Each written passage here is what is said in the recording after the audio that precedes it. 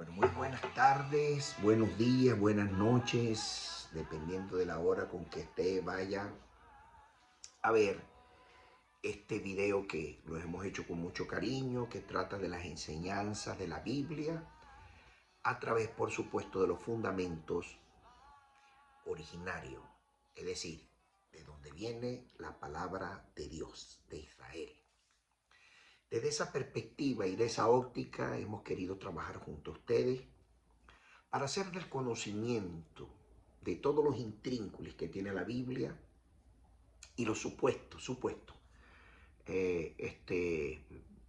desaveniencia, no concordancias, o con respecto a la sabiduría de Dios, un poco de baches y si se quieren, contradicciones entre una cosa y la otra que de plano está negada. La Biblia es veraz, exacta, y en ella no hay bache, no hay contradicciones, todo está perfectamente coherente. Y hasta donde hemos investigado, bendito sea el Eterno, hemos conseguido una total coherencia. Hoy quiero hablar en esta enseñanza de los debates existentes en el tiempo del segundo templo. Es decir, unos debates que se daban para ver quiénes de ellos, de las escuelas rabínicas existentes, con su permiso, quiénes de ellos podían llevar al sitial de honor más claro de la interpretación de las escrituras.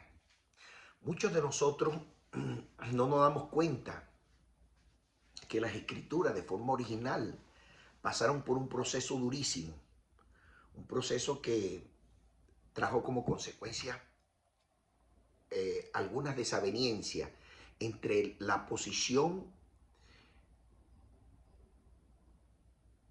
de la escuela en relación a temas emblemáticos no explicados por Moisés en el libro de Moisés llamado Deuteronomio. Si usted se da cuenta allí en su Biblia, Deuteronomio viene a ser una especie de estatutos donde Moisés regula conducta a través de estos estatutos llamados Deuteronomio. En Deuteronomio 1.1, allí puede usted percibir con su sentido, ¿verdad?, lo que acá yo le estoy diciendo. Es decir, simplemente es una posición encontrada de Moisés como profeta para regular las conductas que tenía que hacer el pueblo de Israel después de su partida.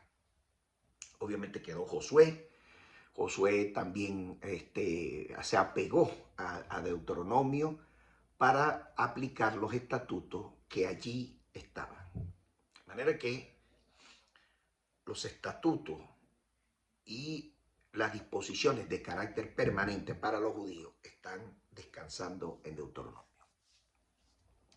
Con el devenir del tiempo fueron pasando años y fueron pasando algunas cosas extraordinarias. Por ejemplo, la destrucción del primer templo, cuando Nabucodonosor destruyó el templo que Salomón había erigido, donde era un templo extraordinario según las escrituras,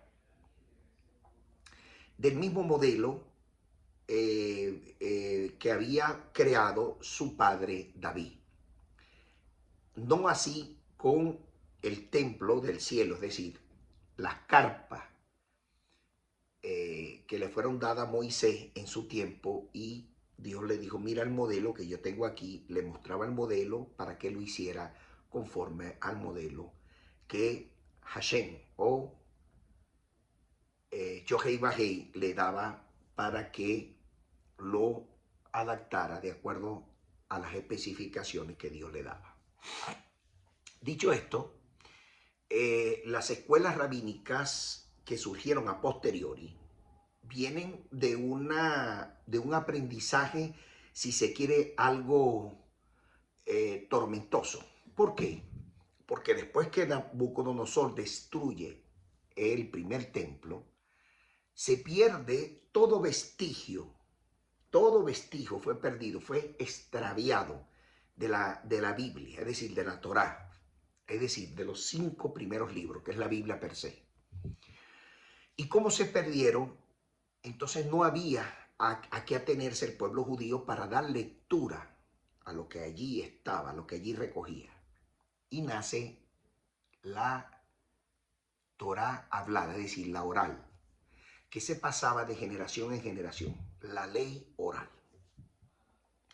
Esa ley oral duró un tiempo bastante prudencial. 430 años después,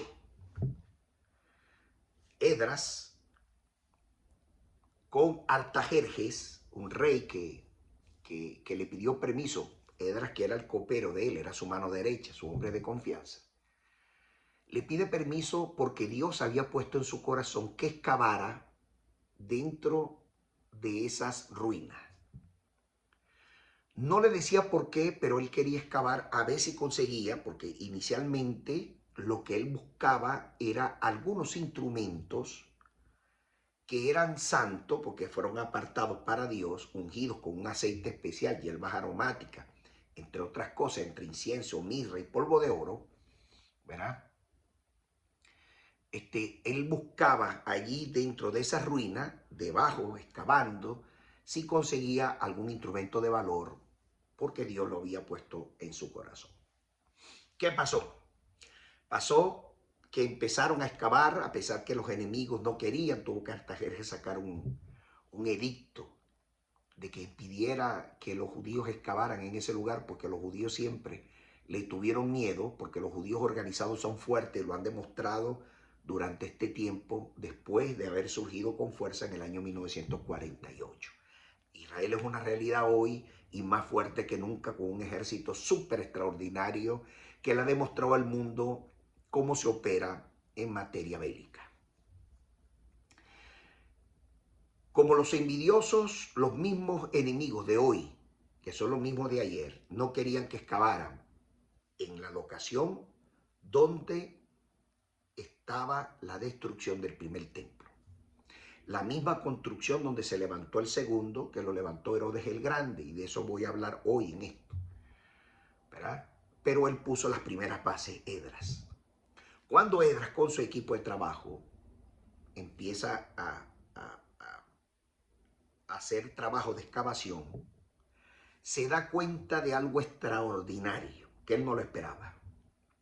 Consigue los rollos del Sefer Torah, es decir, los rollos, los pergaminos, pues, de la Torah al lado, justo al lado de el instrumento más sagrado, es decir, al lado de lo que hoy llamamos el Arca del Pacto. Una vez encontrado, aquello fue extraordinario porque le permitió a Edras leer en su lenguaje, en su lengua vernácula, que es hebreo, a todo el pueblo lo que Moisés había escrito. Bueno, la Biblia recoge ahí en el libro de Edras, puede usted investigarlo, que se pusieron a llorar porque lo que habían hecho hasta ahora lo habían hecho muy mal y querían reivindicarse no solamente delante de Dios, sino también delante del pueblo.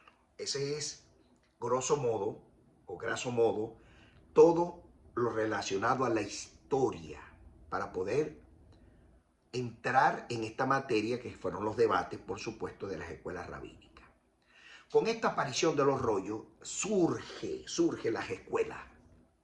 En el tiempo de Jesús habían dos escuelas apermisadas, es decir, la escuela de Giel y la escuela de Chamay.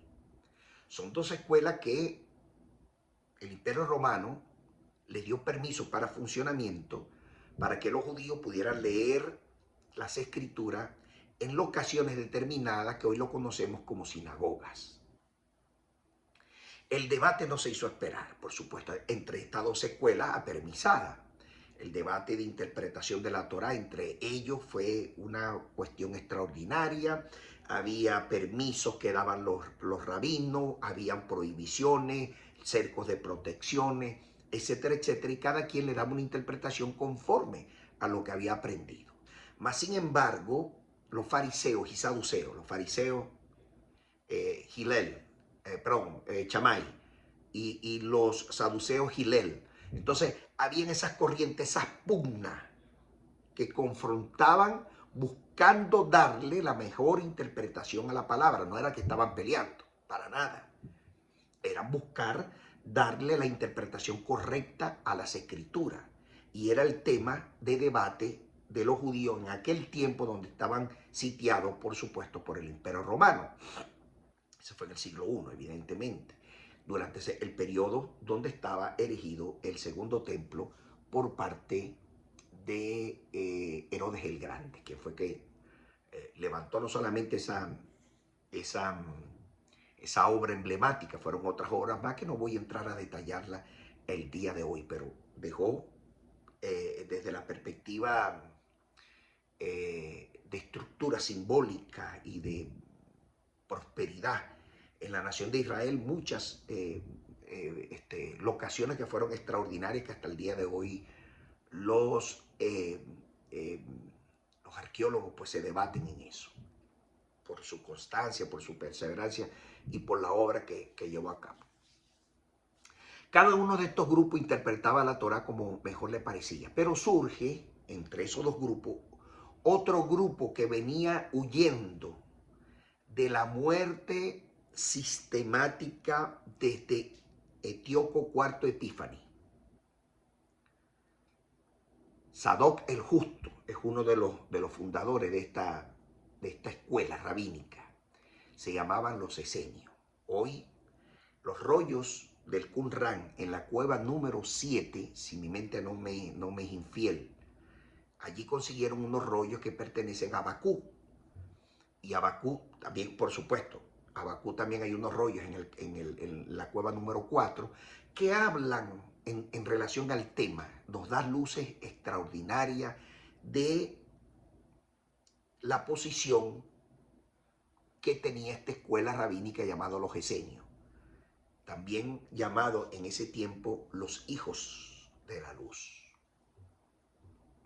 De manera que ya no eran 2 escuelas, eran 3 escuelas. Y esa es la razón por la cual, por cierto, de esa escuela venía Jesús, el Mesías, para nosotros. Jesús de Nazaret. Venía Juan el Bautista. Venía Joni, el creador del círculo.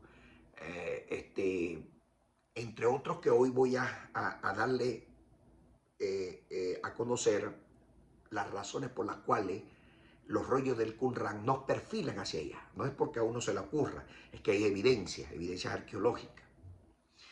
Cada una de estas escuelas, o de estos 3 grupos, interpretaban de forma diferente la Torá en la tradición judía.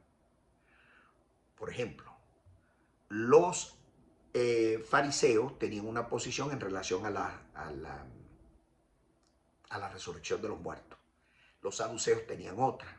Los esenios tenían las dos. Los esenios decían que la resurrección entre los muertos era en alma, en cuerpo y en espíritu, a tenor de lo que estaba escrito por los profetas. Dentro de la memoria histórica debemos recordar que el pueblo judío, por supuesto, en esos 430 años, la aparición de los rollos de la Torá le dio a ellos un nuevo reto. Y esa es la razón por la cual nacen los escribas.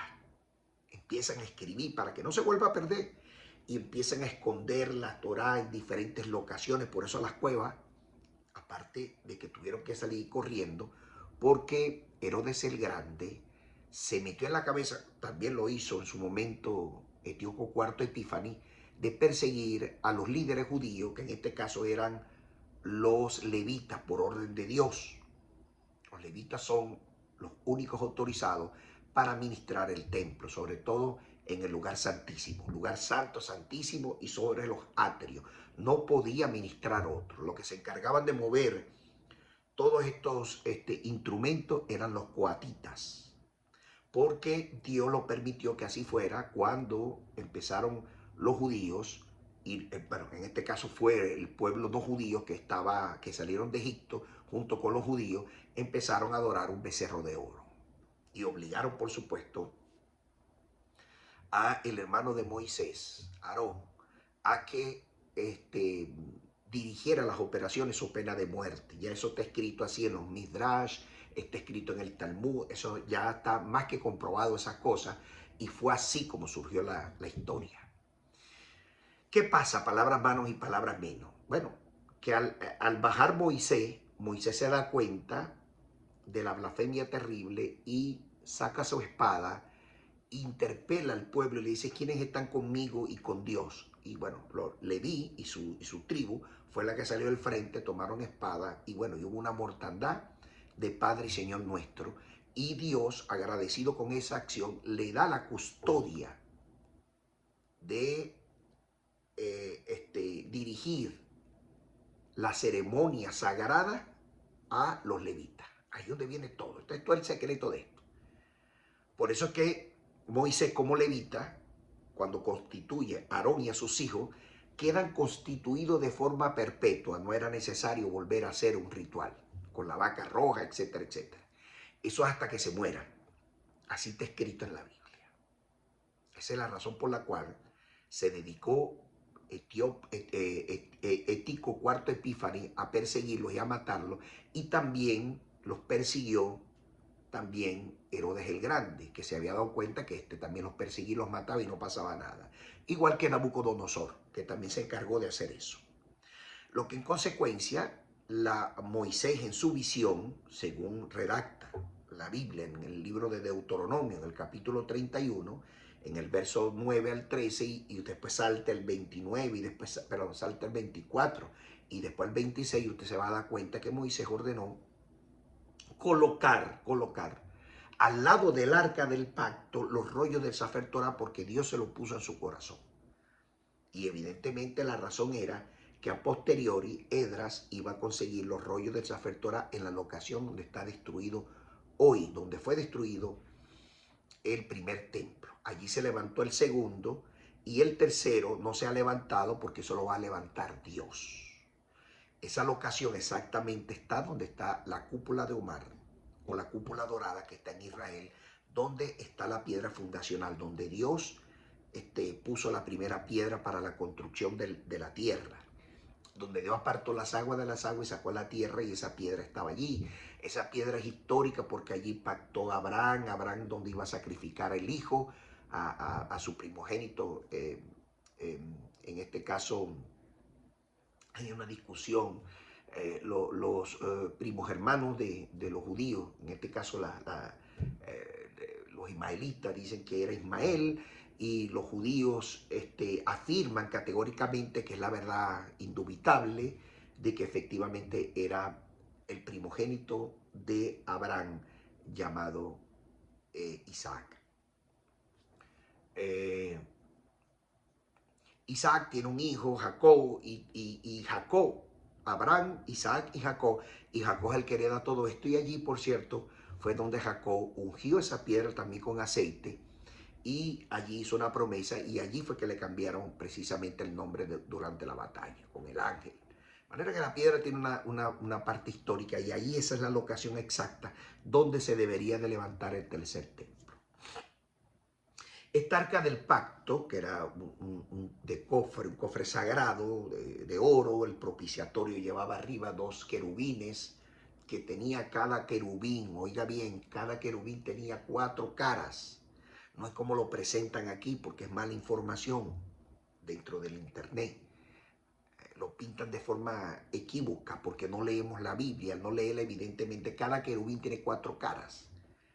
Esos 2 querubines estaban así puestos, y allí en esa parte del propiciatorio es donde Dios se manifestaba en forma de nube, porque Dios no tiene cuerpo humano, ¿ok?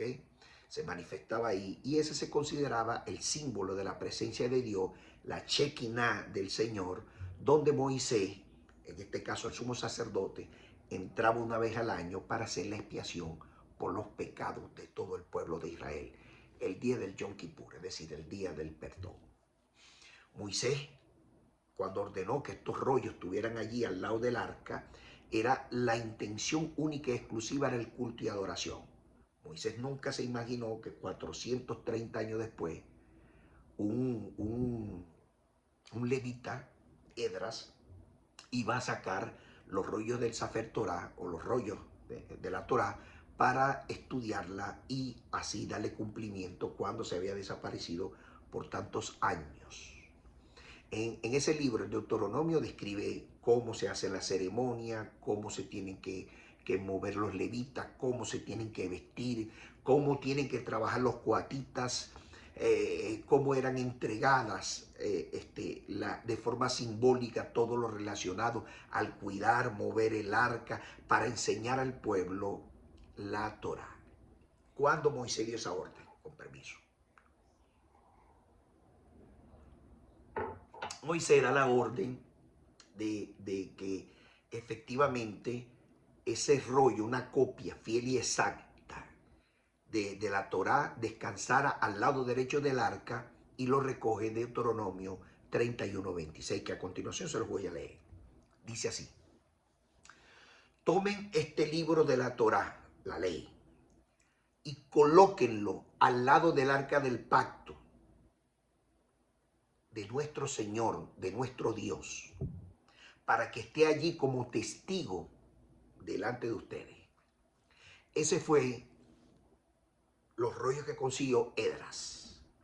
Y Esdras, cuando lee, que se da cuenta de todos los errores que han venido cometiendo 430 años para atrás, empieza a reafirmar la palabra y llama a una convocatoria a todo el pueblo judío y le dice: hemos estado equivocados, no hemos hecho lo correcto, ahora hagámoslo como dice Moisés aquí en su palabra.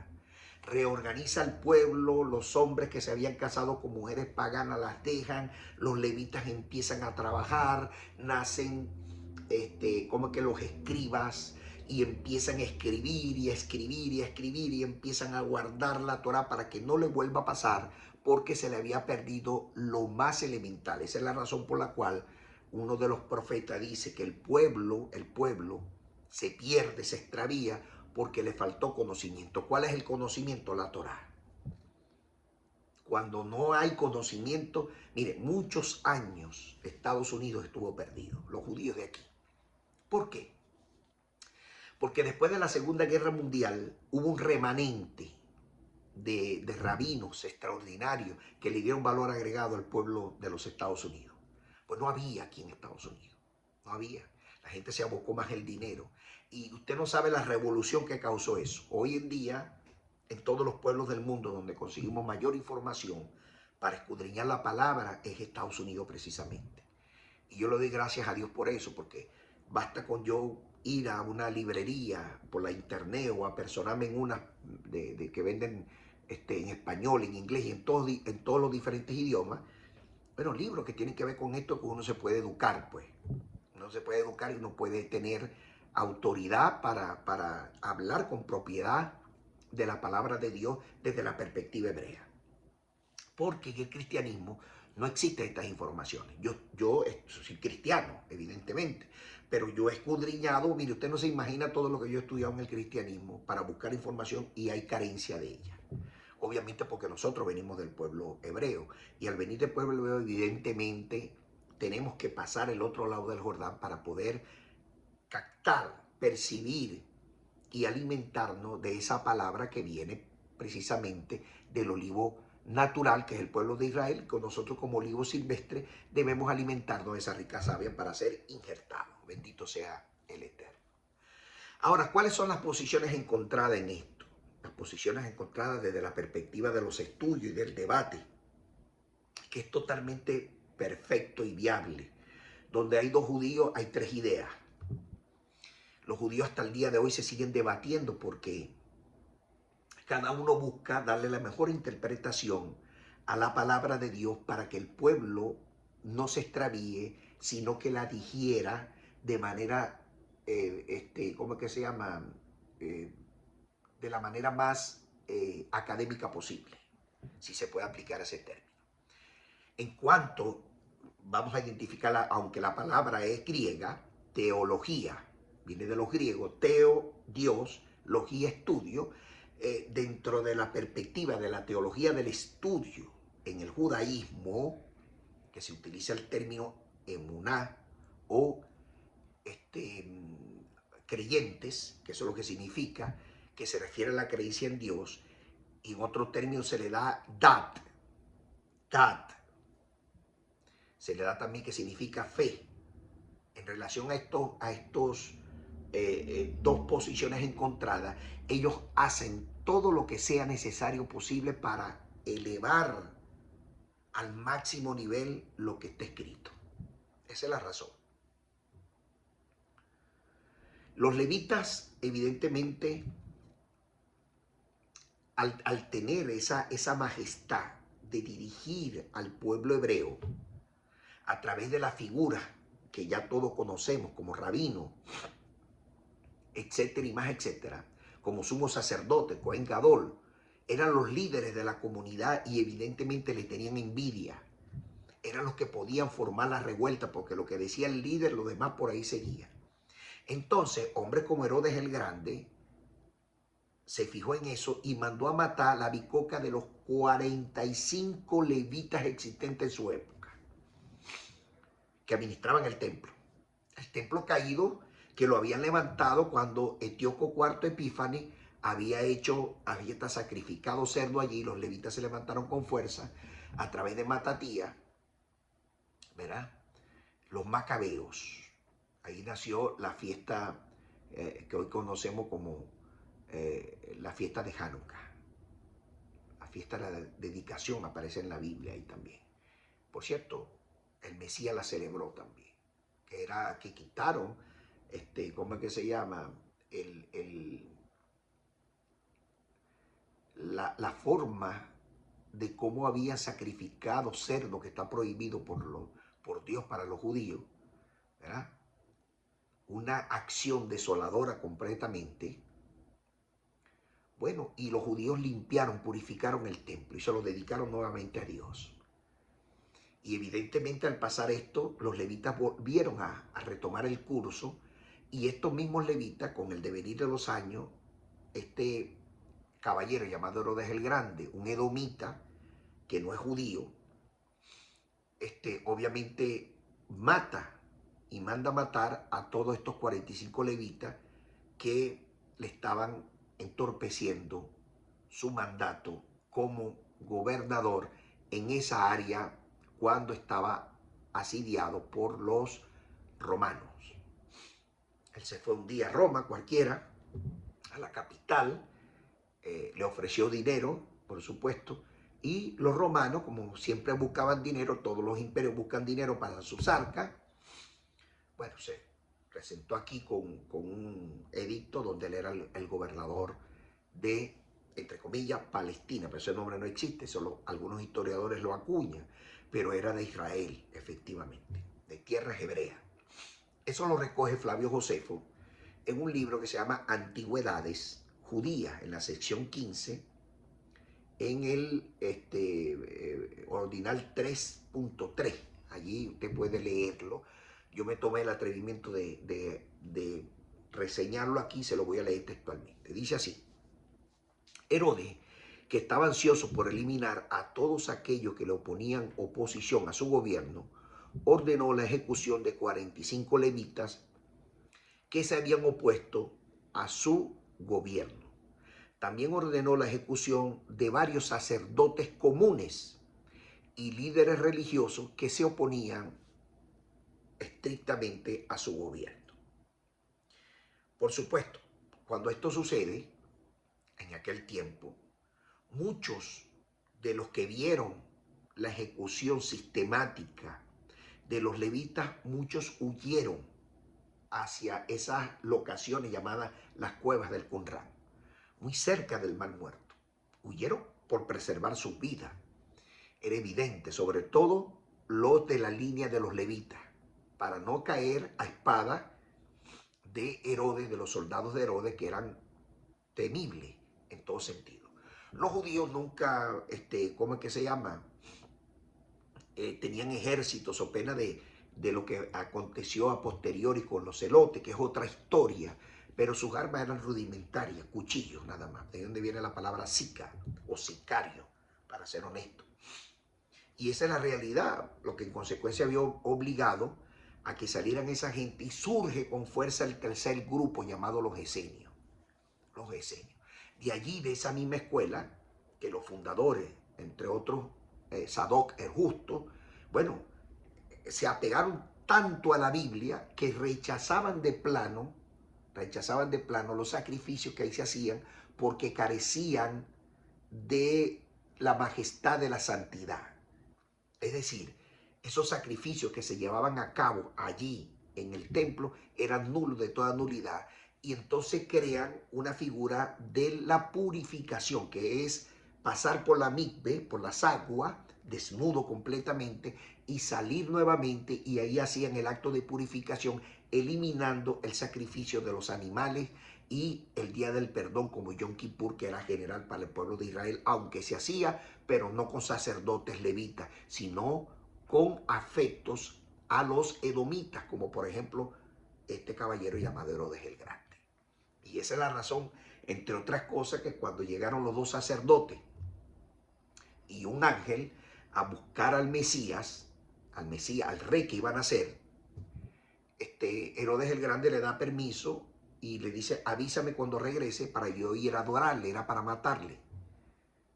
Esa es la masacre de los niños que sale en la Biblia. Y por supuesto, hay serias pruebas que nos direccionan de que estos sacerdotes efectivamente eran esenios, que iban a ungir al nuevo rey. Por eso llevaban mirra, incienso y oro, que eran los tres elementos base para poder ungir con hierbas aromáticas, evidentemente con aceite de la unción, al nuevo rey que iban a ser, en este caso el Mesías. Rey y sacerdote para siempre, según el orden de Melquisedec, y ya eso lo he explicado yo muchísimas veces en estas lides de las redes sociales. Entonces, esa es la razón por la cual aparece todo este escenario. Ahora bien, entre todas estas personalidades existentes, con permiso, que se estaban debatiendo, surge con fuerza un personaje misterioso, llamado dentro, o referido así, dentro de los hijos de la luz, de los esenios, con unas características muy particulares. Juan el Purificador. Tremendo esto.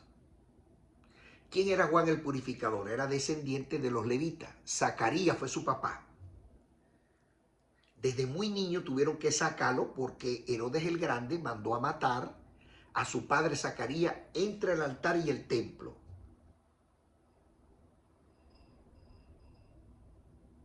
Porque Zacarías fue uno de los últimos sacerdotes que ofició dentro del templo en el lugar santísimo. Y esa es la razón por la cual Herodes lo manda a matar y pone a sus familiares como Anás y Caifás, que son definitivamente edomitas. Es decir, los edomitas eran una mezcla entre Esaú y los hijos de Ismael, la primera hija de Ismael, que se mezclaron y nacieron los de Edom, edomitas, no son judíos. Y ellos eran los que estaban al frente del, ¿cómo es que se llama? Del templo, oficiando este tipo de ceremonia cuando no le era permitido, porque solamente era exclusivo, de suma exclusividad para los levitas, no para los edomitas. Entienda, por favor. Por eso que usted va a conseguir en Lucas, por ejemplo, en el capítulo 11, verso 51, que dice el Mesías, desde la sangre de Abel hasta la sangre de Zacarías, que lo mataron entre el altar y el templo, ahí quedó su cadáver. Sí, les digo que será demandada esta generación. Mire, Flavio Josefo, en resumen, pues, en el pasaje que Flavio Josefo describe a la ejecución de Zacarías, hijo de Baraquías, no tiene nada que ver. Aquí hay una demostración cierta entre nosotros que fue manipulado eso. No es Zacarías, el hijo de Baraquías, de la historia de los profetas. No tiene nada que ver con eso, porque es anacronismo histórico. Entienda, por favor. Y bueno, esta historia que hace la huida introspectiva desde niño de Juan el Bautista hacia las cuevas del Qumran, y esa es la razón por la cual permanece tanto tiempo oculto. Y sale, por supuesto, con vestimentas algo, como diríamos, o como dice el profesor Adolf Reutemann, dice que era un Tarzán judío, y es verdad, por su forma de vestir. Algo loco, pero vestía con piel de camello y comía cuestiones silvestres, etcétera, etcétera. Y de ahí empezó a dar el mensaje después de la muerte de Herodes el Grande, cuando estaba Herodes Antipas. Todo tiene concordancia. Hay muchas críticas de los sabios en relación a los libros de Flavio Josefo. Dice que hay manipulación excesiva, interpolaciones de escribas cristianos para mantener su hegemonía, cosa que le ha hecho un daño terrible a la historia. Cambios en el tiempo, en la cronología, diferencias entre manuscritos que son obvias, inconsistencias internas dentro de sus apreciaciones. Sin embargo, la gran parte de los eruditos en relación a este tema dicen, bueno, que aún así todavía se mantiene confiable porque es lo único que tenemos. Pero que ha habido manipulación de parte de la Iglesia Católica, de los escribas católicos, es evidente. Eso no lo puede desaparecer nadie porque no hay consistencia, no hay coherencia, no existe cronología. Cronología es del tiempo entre una cosa y la otra. Por ejemplo, la muerte de Zacarías, en relación a lo que ya le puse.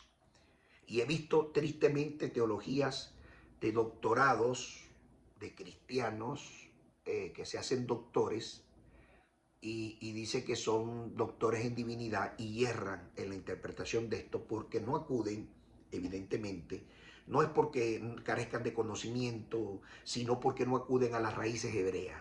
Y esa es la razón por la cual nos perdemos en el escenario, cuando no tenemos y no buscamos nuestros maestros que nos enseñaron la palabra, que fueron los judíos. En relación a las teorías o a las escuelas rabínicas, esa pugna sana para buscar darle la mayor elevación posible a la Biblia, tenemos por supuesto los esenios, que eran los que más estaban apegados a ella y eran los que más le seguía al pueblo, los hijos de la luz, a tenor de los rollos del Qumran. Obviamente era un grupo ascético, místico, que vivían allí en el Qumran cerca del Mar Muerto. Los pensamientos que ellos utilizaban los repetía el purificador Juan el Bautista, que nosotros lo conocemos así, Jesús, que lo hace referencia como el maestro de justicia, los rollos del Qumran aparecido, y según los grandes eruditos que han escudriñado esto perfectamente, los expertos en materia del rollo del Qumran consiguieron mucha coincidencia entre los fundadores de esta escuela llamada los esenios. Entre eso está el rabino Sadoc el Justo, un religioso que nació en el segundo siglo antes del Mesías, que fue fundador de este movimiento, junto al rabino Judas el Esenio y junto al rabino Matatías, líder religioso, por supuesto, también de los macabeos. Esos eran los tres fundadores de la escuela de los esenios, que empezaron a crear discípulos. Miren, los discípulos que crearon fueron tremendos. Bueno, estaba Jesús, imagínense ustedes, Jesús de Nazaret, el Mesías, el que el Señor escogió como el Mesías. Juan el Bautista, mira, aquello era impresionante. Joni, el creador de Círculo, mire, extraordinario. Jonathan Ben Zakkai, wow, tremendo, tremendo. Es una escuela, bueno, una escuela de grandes titanes, por así decirlo. La creencia que tenían estos esenios, en la interpretación literal, por supuesto, de la Torá, era la importancia de la pureza espiritual. Por eso la mikveh. Pero por eso la purificación en aguas. Por eso que usted ve cómo Jesús, el Mesías, acude a donde estaba Juan el Purificador, que era sacerdote levita, sin lugar a duda, que tenía la potestad de hacer que todos se sumergieran, porque tenía la autoridad moral investida del conocimiento de la palabra, y se metían en el agua desnudo como Dios nos trajo al mundo. Así era que se manejaba esto. Y enfatizaban, por supuesto, en las oraciones, en la interpretación de la Torá como tiene que ser, el estudio, la práctica de la justicia, en fin. Existe evidencias arqueológicas, el profesor Reutemann, Adolfo Reutemann, estuvo allí en unas locaciones donde efectivamente él dice, posiblemente esta era una escuela de los esenios, y había unas bibliotecas allí en medio de aquella sociedad algo rústica, ahí se la pasaban 24/7 estudiando Torá. Por eso es que usted ve que Jesús era Torá aquí, Torá allá, Torá. Eso no hablaba otra cosa que no fuera Torá.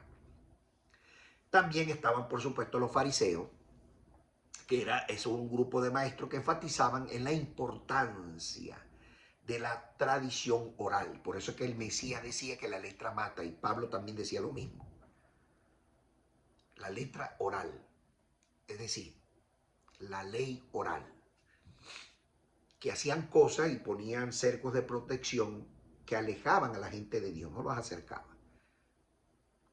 Y esa era la razón que ellos defendían, creían en la resurrección de los muertos, la existencia de los ángeles y de los demonios. Estoy hablando de este grupo, de los fariseos. Enfatizaban su importancia en las observaciones, por supuesto, de la Torá, la práctica de la caridad y la justicia, muy parecido a los esenios. La ventaja de los esenios es que cogía de aquí y cogía de allá. Y puso una teología, por así llamarla, una emuná, que era conforme a la palabra de Dios. Fueron obviamente grandes precursores en lo que respecta a la posición de los rabinos. Desarrollaron después de la destrucción del templo muchas posiciones académicas que hoy la podemos conseguir en el pueblo de Israel. Esos eran los... Por cierto, el apóstol Pablo viene de ahí, de los fariseos, el apóstol Pablo. Y la tercera, que eran los saduceos, que controlaban en gran parte, que tenían mucho dinero, por cierto, eran muy pudientes, controlaban algunas posiciones dentro del Sanedrín, en el templo también, y creían en la interpretación literal también de la Torá y rechazaban la tradición oral, le quitaba la punta, ¿verdad? Ellos no creían en eso. También rechazaban ciertas posiciones de los fariseos, no creían en la resurrección de los muertos, ni en la existencia de los ángeles, ni de los demonios, y tenían esa pugna aquí, y fueron los principales opositores, por supuesto, del Mesías en los primeros, ¿cómo es que se llama?, movimientos que tuvo el Mesías en su época. Recuerden que en esta época no había cristianos, no existían. Los cristianos surgen 313 años después, con la llegada del Imperio Romano, que cohesiona esfuerzos y bueno, y levantan una hegemonía, que ya yo lo he explicado en otras clases. Esto es a grosso modo lo que pasó. ¿Cuál era el debate central? La Torá. Los esenios, los fariseos y los saduceos entraban en debate para interpretar de forma correcta la tradición oral, si era existente o no, si era existente los ángeles, si los muertos resucitaban, nada más era en el espíritu, otras decían que era en el cuerpo, y esa es la razón principal por la cual el Señor levanta al Mesías al tercer día y le demuestra a ellos que la resurrección es perfectamente viable en alma, en cuerpo y en espíritu. Esa es la razón por la cual lo deja claro el apóstol Pablo para deleite de todos nosotros, pues él era fariseo y evidentemente se acaba el debate y existe una resurrección entre los muertos porque Dios restaura el cuerpo completamente, el espíritu y el alma para la vida milenaria y la vida eterna, la vida por venir, que es la restauración del primer Adán. Recuerde que Adán era eterno. Adán no fue diseñado para morir, muere por la transgresión. Lo que en consecuencia, después de la muerte de Adán, levanta al Mesías para restaurar todo y retrotraer todo a su estado original para que todo sea conforme a la palabra de Dios y Dios sea veraz en todo y sea pues en todo y para todo Él en todos los escenarios, mostrándonos a nosotros que Él tiene el poder, la supremacía. De manera que estos debates de la Torá, la tradición oral, los esenios, el debate también que causó muchísima polémica con relación a la autoridad del templo, quienes eran los que estaban autorizados para llevar el templo, ellos erraron allí. Los autorizados para llevar el templo, sin lugar a dudas, según Dios, eran los levitas, pero no podían administrar allí sencillamente porque eran perseguidos para matarlo.